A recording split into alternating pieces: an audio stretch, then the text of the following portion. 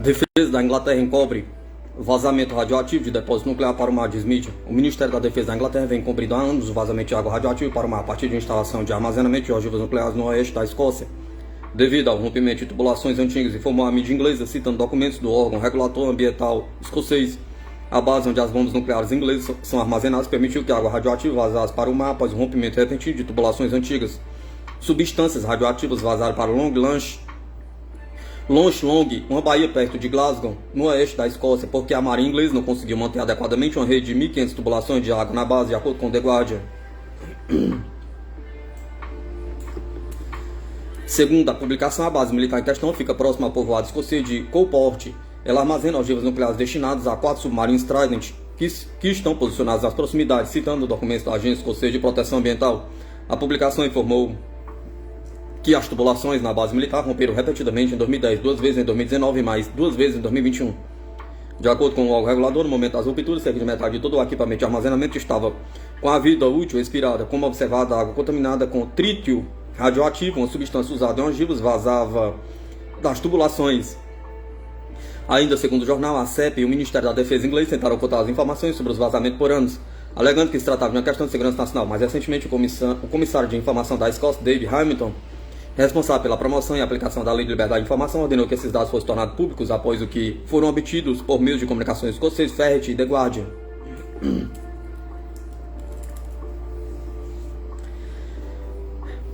Tecnocracia, tropas internacionais e 2 estados. Mídia revela plano secreto da Inglaterra para Gaza.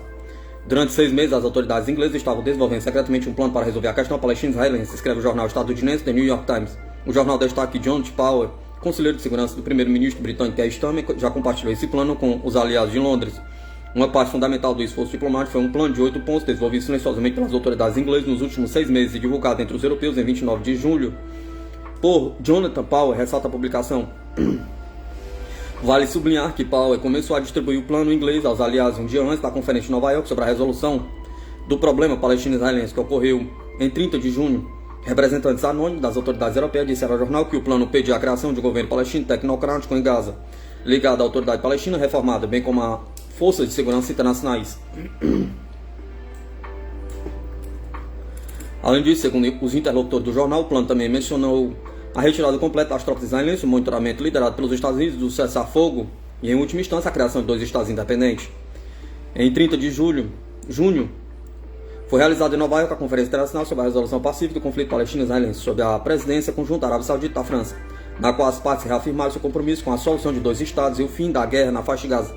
A França anunciou que vai reconhecer o Estado da Palestina na reunião da Assembleia Geral da Organização das Nações Unidas em setembro, e Londres anunciou a possibilidade de reconhecimento na ausência de um cessar-fogo por parte de Israel. A Rússia, por sua vez, apoia um acordo baseado na forma do Conselho de Segurança da ONU com a criação de um Estado palestino nas fronteiras de 1967, com Jerusalém Oriental como sua capital.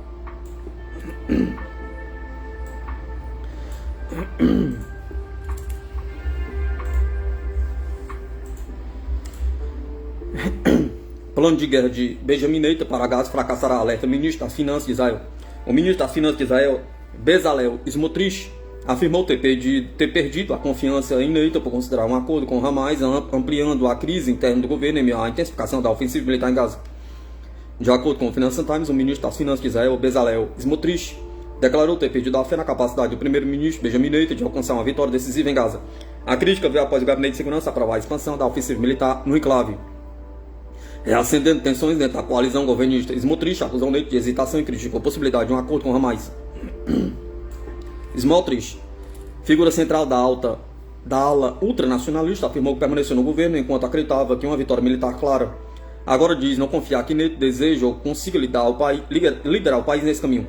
Apesar da contundência das declarações, o ministro não ameaçou deixar o governo, mas sua fala representa uma escalada das críticas internas à condução da guerra.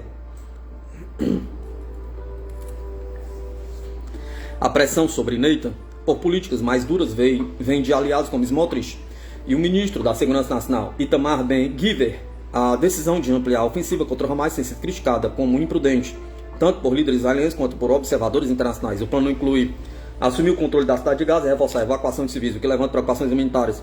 A ofensiva pode ser adiada até outubro para permitir a convocação de reservas, evacuação de civis e preparação de infraestrutura humanitária. Smotrich, que participou das deliberações, criticou o plano por não visar uma solução definitiva, mas sim pressionou o Hamas por um acordo parcial de reféns. Ele defende uma abordagem mais agressiva, embora não tenha detalhado sua proposta.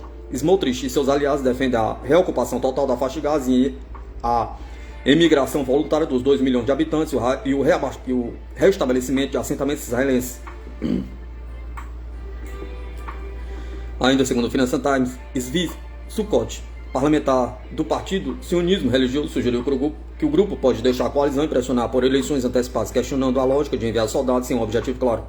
Apesar das tensões, analistas políticos duvidam da realização de eleições antecipadas. A coalizão de Netanyahu enfrenta dificuldades internas, mas ainda se mantém no poder. Pesquisas indicam queda de popularidade e o partido de Smotrich corre o risco de não atingir o mínimo necessário para entrar no próximo parlamento. Internacionalmente, a decisão de expandir a guerra foi condenada por 9 países ocidentais pela União Europeia, que alertaram para o agravamento da crise humanitária e o risco dos reféns israelenses. O líder da oposição, Yair Lapid, também criticou o plano, apontando impactos econômicos negativos e alertando que os custos da guerra poderiam prejudicar os serviços públicos em Israel. Analista: entrega de território à posse estrangeira na Armênia abrirá caminho para a presença militar dos Estados Unidos perto do Irã.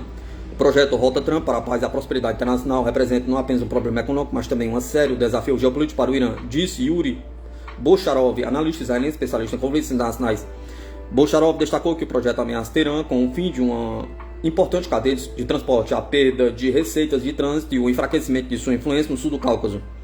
O Irã corre o risco de perder sua importância como rota alternativa chave entre a Europa e a Ásia, incluindo a rota terrestre para Yerevan e depois para a Rússia. Para Teherã, esse projeto traz a perda da cadeia de suprimentos, mais importante, a perda de receita de trânsito e o enfraquecimento da influência no sul do Cáucaso, ressaltou. Nesse contexto, continuou, o surgimento de uma presença estadunidense nas fronteiras do Irã pode levar à criação de uma base militar secreta dos Estados Unidos, se tornar uma ameaça de longo prazo à segurança nacional do Irã.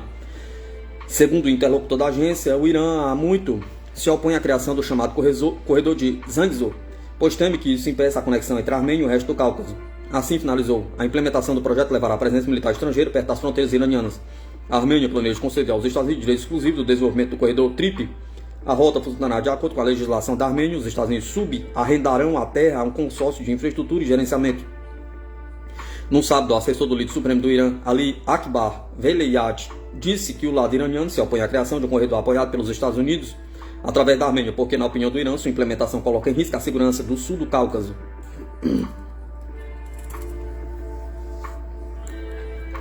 Exército russo atinge entroncamento ferroviário de transferência das forças ucranianas para Donbás, diz Ministério da Defesa da Rússia.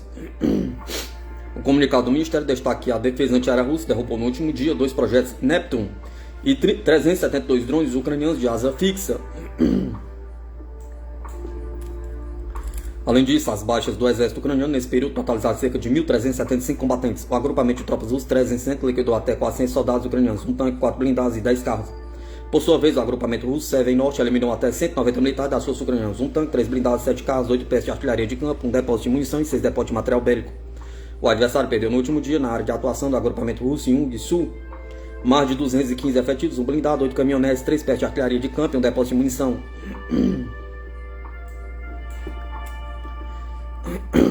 Na área do agrupamento russo da parte de oeste, o inimigo sofreu perdas de mais de 240 soldados, 2 blindados, 19 carros, 2 peças de artilharia de campo, 4 estações de guerra eletrônica e 4 depósitos de munição. O agrupamento russo Vostok Leste eliminou até 245 homens adversários, um tanque, 2 blindados, 10 carros, uma estação de guerra eletrônica e um depósito de material bélico. Ao mesmo tempo, o agrupamento russo Dnieper liquidou até 85 militares ucranianos, 8 carros, 4 peças de artilharia de campo, 5 estações de guerra eletrônica e 2 depósitos de material bélico. No total, desde o início da Operação Militar Especial de 2022, o exército russo destruiu os seguintes armamentos do adversário: 665 aeronaves, 283 helicópteros, 76.185 veículos aéreos não tripulados, 625 sistemas de mísseis antiaéreos, 24.519 tanques e outros veículos blindados de combate, 1.584 lançadores multifoguetes, 28.360 artilharia de campo e morteiros, 39.418 unidades de veículos militares especiais.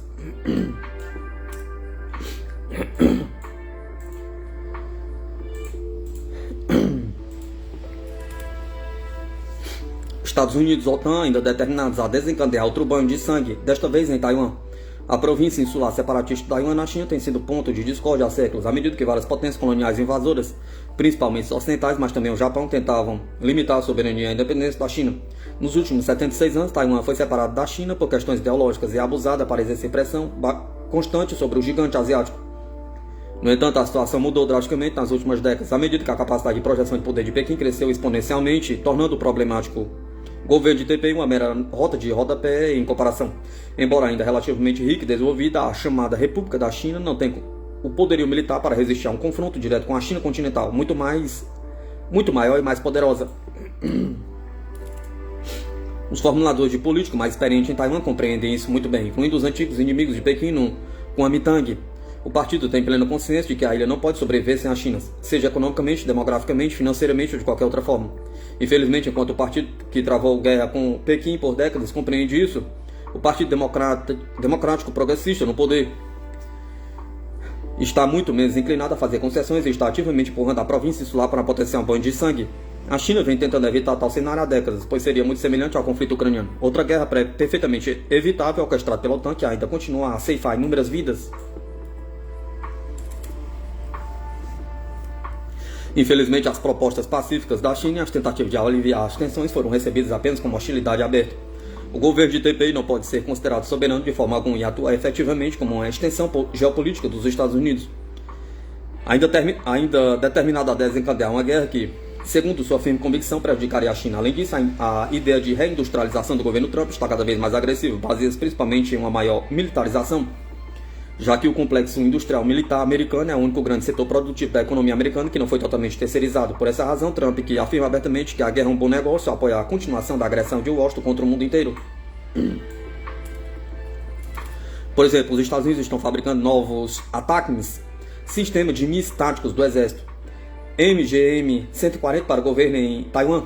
Fontes militares relatam que a província separatista da China está adquirindo pelo menos 84 desses lançadores SRBM, mísseis balísticos de curto alcance. A aquisição permitiria a Taiwan ameaçar alvos nas áreas costeiras da China continental, particularmente na província vizinha de Fujian, incluindo infraestrutura civil crítica e instalações militares. Isso marca uma escala significativa, já que os ataques podem ser disparados tanto de plataformas de esteiras M270 Mars, quanto de veículos sobre rodas M142 HIMARS, bem como do novo HIMARS, que foi apresentado no ano passado. Todos esses lançadores também podem disparar o futuro PRSM, míssil de ataque de precisão.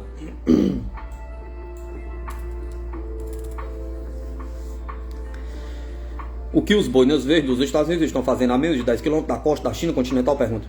Fontes militares relatam que o primeiro lote de pelo menos 11 lançadores já foi entregue em novembro de 2024, enquanto as primeiras unidades HIMARS foram formadas no início de julho deste ano. Caso o PRSM seja implantado pelo governo de Taiwan, em algum momento ele permitiria ataques de até 1.000 km na China continental. Isso colocaria a maioria das maiores cidades chinesas ao alcance, incluindo Nanquim, Xangai, Hangzhou, Nanchang, Fuzhou, Hong Kong, Guangzhou, Macau, etc.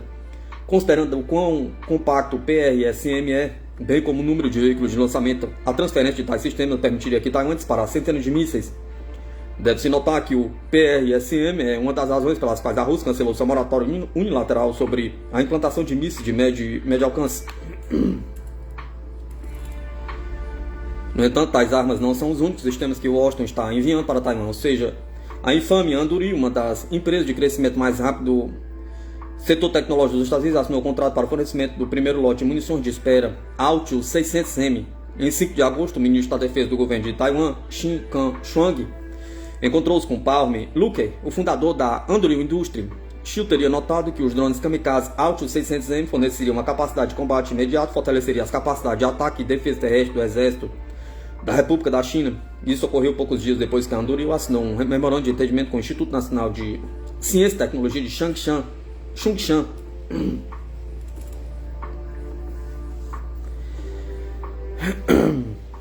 O contrato com a principal instituição de tecnologia militar de Taiwan é, sem dúvida, um investimento de longo prazo que permitiria a proliferação de sistemas avançados de armas de inteligência artificial. Além disso, a Anduril trabalha em estreita colaboração com a Palantir e startups de alta tecnologia semelhantes que mantêm laços estreitos com o Pentágono, de modo que tais acordos também facilitariam uma maior integração de empresas americanas ao Instituto de Taiwan com as Forças Armadas do governo de Taipei. sistemas de inteligência artificial militarizados já foram utilizados contra militares russos na Ucrânia, ocupada pela OTAN. Embora com resultados mistos devido ao sistema de guerra eletrônica incomparáveis da Rússia, os militares chineses possuem capacidades semelhantes e podem facilmente treinar com as forças armadas russas para integrar a vasta experiência de combate destas últimas.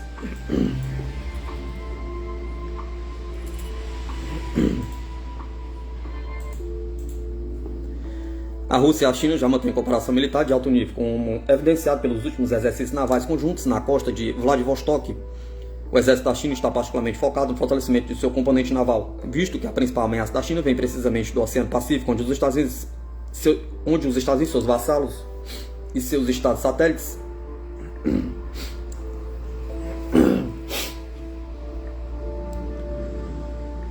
operam em busca de manter pressão sobre as fronteiras marítimas e rotas comerciais da China. O exército da China continua introduzindo novos sistemas de armas e ativos estratégicos, como os contra-torpedeiros de mísseis guiados, tipo 052D e 052DM, submarinos de mísseis balísticos SS-BNS, movidos a energia nuclear, tipo 094, e super porta-aviões tipo 003.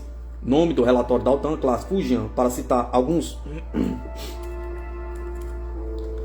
Além das operações navais, o exército chinês também está se preparando para a guerra espacial. Ou seja, como o ocidente político liderado pelos Estados Unidos está buscando militarizar o espaço, a China precisa se preparar para essa eventualidade, particularmente porque as empresas americanas supostamente civis estão cada vez mais integrando ISR, inteligência, vigilância, reconhecimento e recursos de comunicação avançados como o Pentágono. Isso é especialmente verdadeiro para corporações com mais prestígio de Elon Musk e seu infame Starlink, que é usado pelas forças da junta de Kiev para contornar parte da vantagem tecnológica da Rússia na Ucrânia, ocupada pela OTAN. A integração de capacidades militares e experiência de potências multipolares será essencial para combater a agressão ocidental.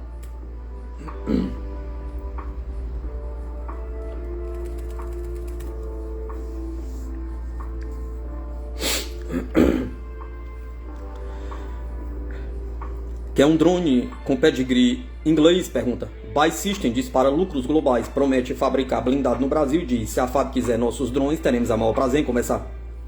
A crescente demanda global por equipamentos militares impulsionou os lucros da Buy System, a maior empresa de defesa fora dos Estados Unidos, que agora mira o Brasil para ampliar parcerias estratégicas e oferecer novos produtos às Forças Armadas do Brasil.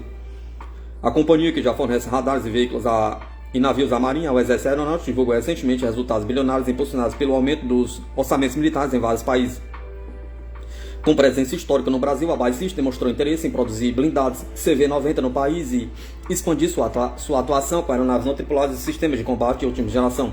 A informação foi revelada por John Stoker, diretor-geral das Américas da empresa, em entrevista à revista Veja Negócios, publicada na última quarta-feira, na qual reforçou a disposição da multinacional inglesa em estreitar laços com o governo do Brasil. Se a Força Aérea Brasileira estiver interessada em sistemas aéreos não tripulados ou até mesmo em capacidades aéreas de combate de sexta geração, teremos o maior prazer em conversar sobre isso, afirmou Stoker, reforçando a abertura da Buy System para novas colaborações com a FAB. A declaração sinaliza uma possível ampliação dos contratos com a aeronáutica, que já operou aeronaves fornecidas pela empresa no passado. A Buy System reportou lucro de 3,2 bilhões de libras no primeiro semestre de 2025, com crescimento projetado de 11% nos pedidos e aumento nos pedidos de armamentos até o final do ano. A companhia atua em mais de 40 países e conta com 110 mil empregados em todo o mundo, mantendo operações integradas no setor de defesa terrestre, naval, aérea, espacial e cibernética. No Brasil, a empresa tem mais de um século de presença e participa de diversos projetos estratégicos das Forças Armadas do Brasil. Entre os equipamentos já entregues estão os radares por todas as forças, o navio aeródromo multipropósito NAM Atlântico, os navios de classe Amazonas e veículos blindados como o M113 e o M109. Segundo Stoker, a proposta atual inclui fabricar os blindados CV-90 no Brasil. Em caso de vitória de uma licitação em andamento no Exército, se formos selecionados no processo de escolha, planejamos construir esses veículos no Brasil para aumentar ainda mais nossas parcerias industriais, explicou. A multinacional também destacou parcerias estratégicas com empresas nacionais como a Embraer, com quem colabora no projeto da aeronave C-390 Millennium e na startup Eve, voltado para a mobilidade aérea urbana. Além disso, mantém relação com a Engepron, responsável por munições e equipamentos navais. O objetivo da nossa equipe no Brasil é da empresa como um todo e ajudar a nação brasileira a aprimorar sua defesa e aumentar sua economia. Afirmou Stoker. Ele acrescentou que a Buy System procura expandir as exportações brasileiras de equipamentos militares produzidos em território nacional com base em joint ventures e transferência de tecnologia. A expectativa para novos contratos não se limita à aeronáutica. A Marinha é vista como um dos principais parceiros potenciais da Buy System, com interesse em navios de guerra adicionais. Suporte em serviço e atualização do sistema de radar embarcados. A companhia inglesa também se diz preparada para apoiar o desenvolvimento de sistemas de guerra eletrônica e inteligência naval. Para o Exército, a Bay System oferece novas capacidades de artilharia leve, tanques e veículos de combate e infantaria, além de atualizações dos sistemas já operacionais. O C-90 citado por Stoke é um modelo adotado por República Tcheca e Eslováquia, com produção local e entrega prevista ainda em 2025. O CV-90 também pode ser uma opção para os fuzileiros navais brasileiros, destacou o executivo. Essa proposta reforça a estratégia da empresa de alavancar parcerias industriais locais e criar empregos diretos e indiretos no Brasil. Enquanto isso, na América Latina, a crescente demanda por navios, sistemas embarcados, radares e veículos terrestres, incluindo soluções de artilharia e munições. A instabilidade geopolítica global tem ampliado o interesse de governos por sistemas integrados de defesa.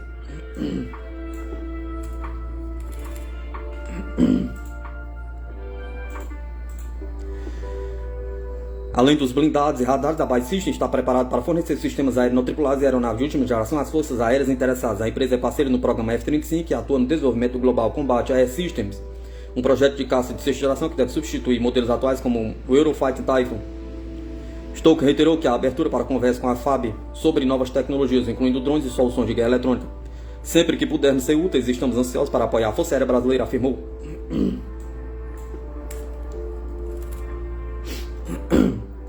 Outras áreas consideradas estratégicas pela empresa incluem segurança cibernética, satélites, submarinos e sistema de treinamento. O foco em integração total nos domínios terra, ar, mar, espaço e ciberespaço segue como tendência entre as principais compradoras de equipamentos militares.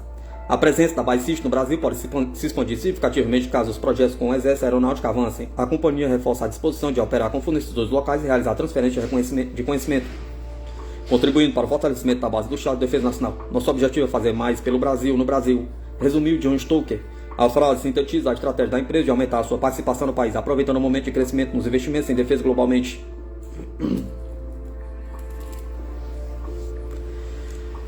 Conforme artigo da Veja Negócios, publicado em 7 de agosto de 2025, a atualização no mesmo dia, a entrevista de John Stoker revela o alinhamento da Bay System com os interesses estratégicos do Brasil e sua disposição em ampliar parcerias industriais com empresas nacionais.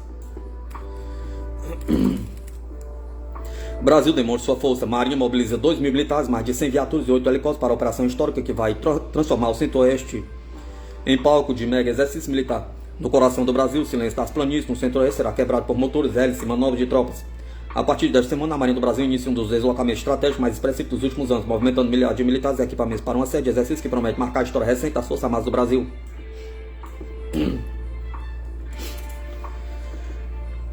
O cenário vai muito além de simples treinamento, traz uma demonstração clara de capacidade operacional do país, com reflexos diretos na segurança nacional e na projeção de poder em território continental. De acordo com informações do portal Defesa Aérea e Naval, mais de 2.000 militares, mais de 100 viaturas e 8 helicópteros estão envolvidos nesta operação, que integra 2 exercícios de peso, a Operação Atlas e a Operação Formosa.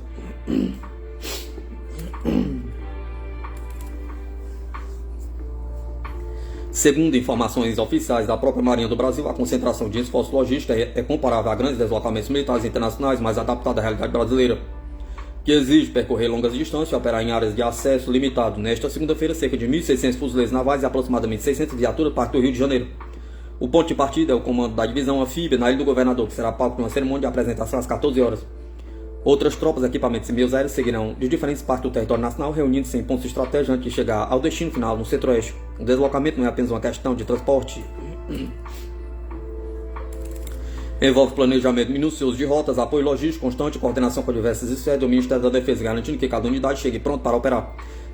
A distância de até 1.500 km entre as bases de origem e a área de treinamento impõe desafios que fazem parte do próprio objetivo dos exercícios, testar e aprimorar as capacidades de mobilização. A Operação Atlas foi realizada pelo Ministério da Defesa com um propósito claro: treinar as Forças Armadas Brasileiras na projeção e sustentação de uma força conjunta em ambiente desafiador. O Centro-Oeste, com sua combinação de áreas abertas, vegetação rasteira e clima imprevisível, se apresenta como um verdadeiro laboratório natural para este tipo de treinamento. Durante o exercício serão realizadas manobras com fogo reais e ações táticas complexas, envolvendo infantaria, blindados, helicópteros e apoio logístico. O cenário simulado pode incluir ameaças convencionais e assimétricas, exigindo rápida adaptação das tropas.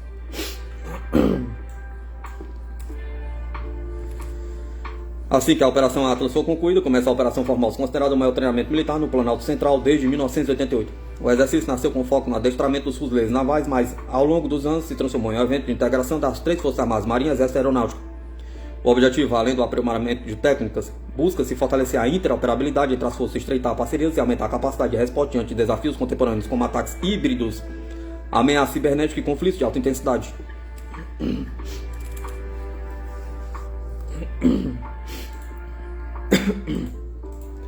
A presença de nações amigas convidadas que enviam observadores e até contingentes para participar de fases específicas do treinamento acrescentou a dimensão diplomática ao evento.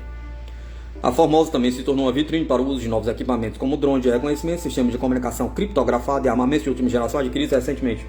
Segundo a Marinha, a operação de 2025 incluirá demonstração de desembarque a FIG, emprego de artilharia pesada, integração de helicóptero de ataque e missões simuladas de combate. A movimentação militar gera impacto direto nas cidades próximas às áreas de treinamento. A chegada das tropas e equipamentos envolve hospedagem, abastecimento, manutenção de veículos, suporte logístico, que aquece a economia local.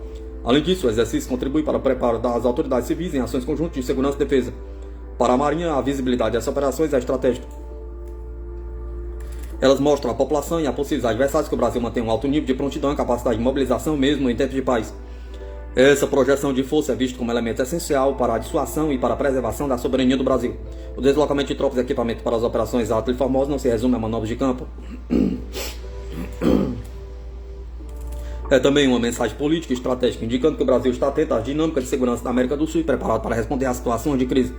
De acordo com o Ministério do Brasil, o esforço conjunto reforça a importância da integração das Forças Armadas e reafirma o compromisso do país com a manutenção da paz, defesa do território do Brasil e proteção dos interesses do Brasil.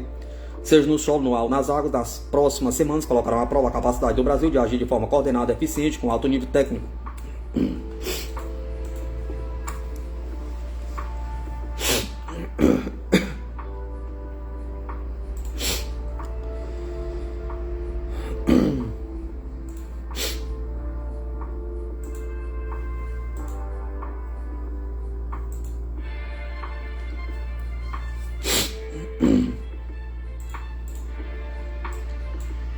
Inaceitável. Moscou rejeita a acusação do Japão sobre soberania russa das ilhas Kurilas do Sul. Em comunicado, o representante oficial do Ministério das Relações Exteriores da Rússia disse que persistência de Tóquio em apresentar falsas interpretações de eventos de meados do século XX confirma o cerne revanchista da política moderna do Japão. As declarações do governo japonês sobre uma suposta ocupação ilegal das ilhas Kurilas do Sul pela Rússia são inaceitáveis e soam particularmente cínicas na véspera do 80º aniversário da vitória sobre o Japão militarista. É o que afirmou a representante oficial do Ministério das Relações Exteriores da Rússia, Maria Zakharova, neste domingo, em comunicado no qual comentou as declarações dadas em 8 de agosto pelo ministro das Relações Exteriores japonês, Takeshi Yauya. Yauya classificou como ilegítima a entrada da União Soviética em hostilidades contra o Japão em 9 de agosto de 1945, no contexto da Segunda Guerra Mundial, e apontou uma suposta ocupação ilegal das ilhas Kurilas do Sul. Zakharova afirmou que a persistência e imposição por parte de Tóquio de falsas interpretações de eventos de meados do século XX que moldaram o destino da humanidade confirmam vividamente o cerne revanchista da política moderna do Japão. Em essência, esse país é o único do planeta que se recusa a reconhecer integralmente os resultados dos acordos do pós-guerra, buscando apagar ou silenciar os inúmeros crimes cometidos pelo militarismo japonês durante sua bárbara campanha expansionista do leste asiático na primeira metade do século XX, de Zakharova. Ela acrescentou que a declaração do ministro japonês soa particularmente cínica na véspera do 80º aniversário da vitória sobre o Japão em 3 de setembro de 1945.